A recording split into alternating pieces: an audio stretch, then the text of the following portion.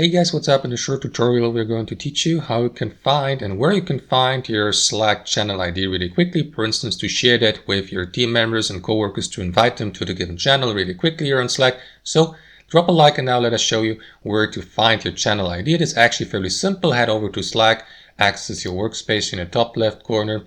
And after that, you will see a list of all associated channels to that workspace here at the left panel. So what you want to do is simply right click on the given channel you would like to investigate. So let me go with that one here. And from the drop-down menu, select View Channel Details.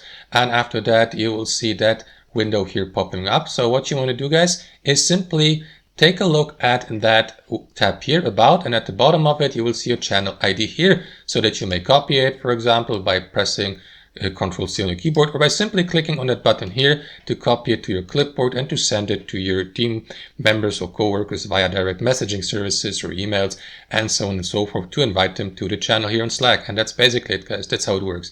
Thanks for watching and have a fantastic day.